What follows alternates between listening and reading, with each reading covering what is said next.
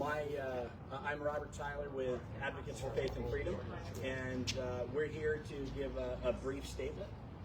Myself, along with our friends and allies behind us, we've got members of the state legislature. We have Ryan, who's one of the girls' fathers, who's in the litigation that we initiated a couple of weeks ago against the Riverside Unified School District. Julianne, Julianne Fleischer is one of our lawyers. She's primarily heading up this litigation. But one of our former clients here as well, Jessica Tapia, who was terminated from Harupa Valley Unified School District because she did what school districts thinks are so dishonorable, and that would be to say, I'm not going to lie to parents, I'm not going to lie to the children, I'm not going to lie to myself by saying we're not going to comply with this crazy pronoun agenda that's going on. First thing I'd like to say, and I'll make it quick. Today, we are calling on Congress and President Trump to come out and make this the first thing you do. Come January 20th, President Trump, come back and make changes to Title IX. Issue some executive orders. Congress, we're asking you to immediately have legislation ready to be signed to restore the protection for women in girls' sports. Save girls' sports. Congress, President Trump, please do something about it immediately. Next, we're going to ask Ryan Slavin. Starling, sorry. Ryan is the father of Taylor, and he's going to say something. Thank you guys all for coming out. It's just heartbreaking to see what my daughter has gone through this season. Her whole goal was to make varsity, run in the top 7, and become a team captain, and she accomplished all of that. And then to have it stripped away from her was heartbreaking. I would get up in the morning at 5 a.m. and get her ready, go to practice, go over game plans, just different stuff, just like a father does. She would come back in the evening and take off her shoes, and her socks would be blood from blisters because she's doing 2-a-days. And it just breaks my heart. And she's like, no, Dad, just wrap it. Wrap it up, tape it, glue it back together. I'm going to get to practice. I got to do this. I got to earn this. And to see her go through all that, and then to have it stripped away from an individual that only showed up to 13 out of 74 practices approximately. It was heartbreaking. So not only does she have to compete against a biological boy that has an advantage on her, she also now has a disadvantage because this individual wanted to graduate early. So she had to take summer school. She took a college class in the summer because she was told by her coaches, if you're not in practice making all these practices, you will not run. You will not be on varsity. But this individual was given preferential treatment. All we're asking for is equal treatment. This is unfair. This is completely unfair, and it breaks my heart as a father to see my daughter go through this and have this stripped away from her and have her come up to me and just hug me and cry. And I can't do anything about it. It's heartbreaking. But she persevered through this, and she's going to continue to fight through this, and I know we'll come out on top of it. Julianne. Hi, my name is Julianne Fleischer. I'm one of the attorneys working on this case with Advocates for Faith and Freedom. And first of all, we couldn't be more proud of Taylor and Caitlin and the stand that they've taken in support of girls' sports. It's unfortunate they're even having to take this stand. They're high school students, but it's incredible to see so many of these young athletes, their peers, step in and say, we're advocating for common sense. Girls should be able to compete in their space. They have a right to be champions in their sports, and we're seeing those rights being taken away by biological boys. And when Congress enacted Title IX back in the 70s, it's very clear that Title IX was intended to protect biological women, and we've seen a complete erasure of women in our sports and in our programs. And so just like Bob mentioned earlier, we're calling on Congress and President Trump to restore Title IX as it was intended, and we want to see more young female athletes continue to speak up. It's a bold stand, but we are so proud of Taylor and Caitlin. They've been doing so respectfully, and it's incredible to see these young people take a bold stand. We're excited to see how this case goes through the courtroom. We have Title IX, we have federal law protections for a reason, and the school district may say they're following state law, but they're also bound by federal law, and that's the whole point of Title IX, is to give these young female athletes protection. And so we're grateful for the support, and we're excited to see how Taylor and Caitlin and these other young warriors are going to continue to take a stand. So with that, I'll give it over to Assemblyman Bilasali. I'll bring Assemblyman Castillo here with me. I'm Assemblyman Bilasali. I represent part of Riverside Unified School District, including King High School, and I just think it's a complete shame that we're even here today. This situation was really avoidable, but because of the mishandling and the mismanagement of this school district and the superintendent, it's caused a total firestorm by parents.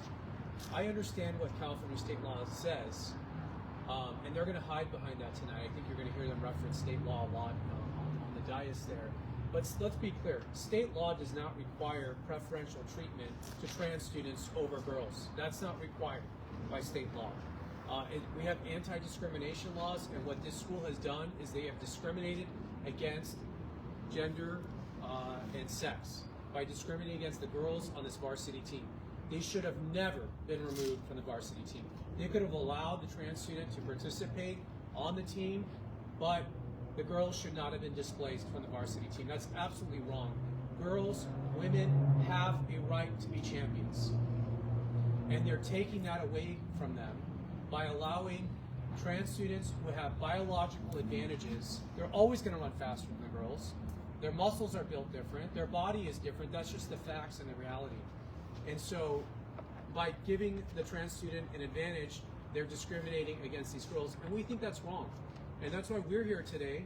We're wearing these t-shirts, and we have the backs, not only of Ryan, these parents, but also the girls on this school campus. Because when they stood up for themselves and they wore these t-shirts, they were compared to Nazis. That is unacceptable. It is unacceptable to compare students to Nazis for expressing their First Amendment beliefs and how they feel about a very tough issue, okay? They have a right to express themselves. And it's because of the leadership and the culture by Ms. Hill, the superintendent, that this has been allowed to happen. So we're calling for her to step down today. She needs to resign. This is a national embarrassment.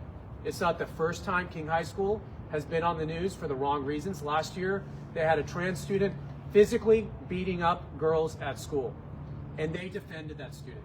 It wasn't until the public put the pressure on that they expelled the student. So I'll turn it over to my colleague, our newest member in the state legislature, to say a few words.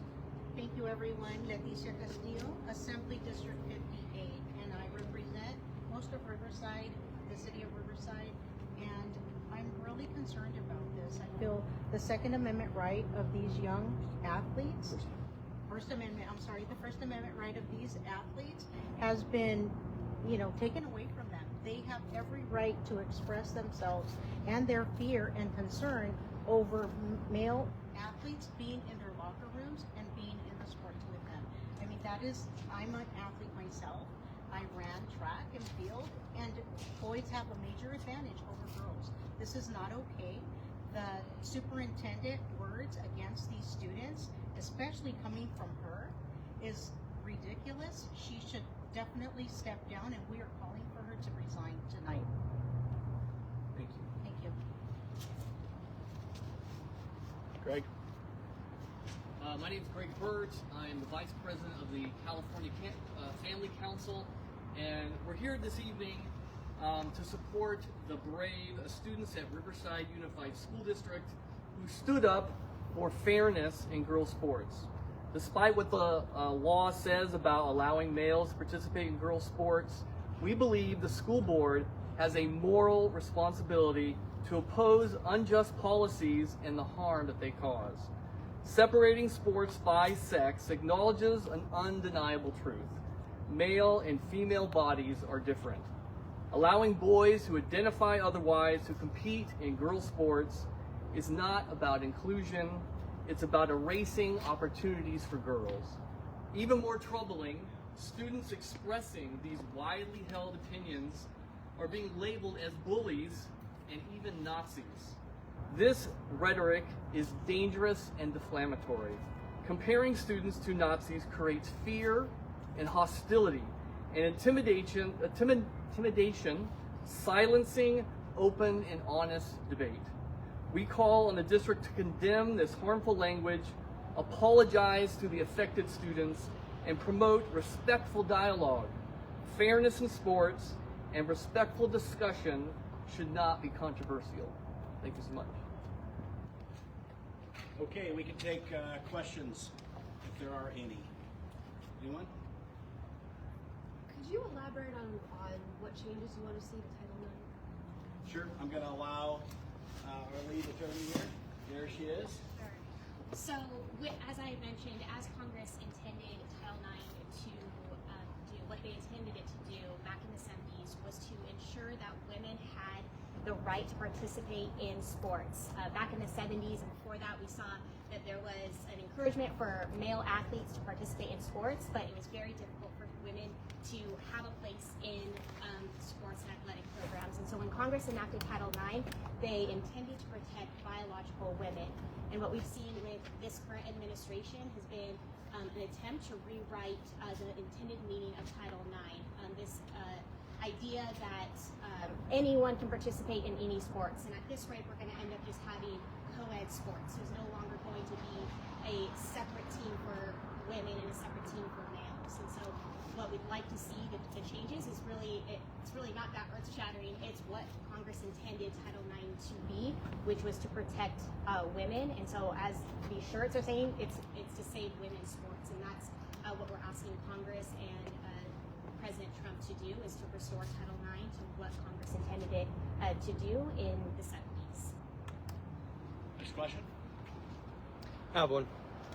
Gavin Newsom recently just asked legislature just told legislature that he wants to Trump-proof California. How does the Republican Party in the California legislature plan to stop him from doing that? Because Trump wants to, ban child transitioning and saving girls' sports. I think most of what they're trying to do is prepare lawsuits against the Trump administration. I don't think that's going to go very far. I mean, the powers of the federal government have been consistently upheld and are pretty clear. So I honestly, I just think it's more posturing and politics, and they're just going to file a lot of frivolous lawsuits. So we'll see what happens. Another question? Okay. Thank you. Thank you all for being here.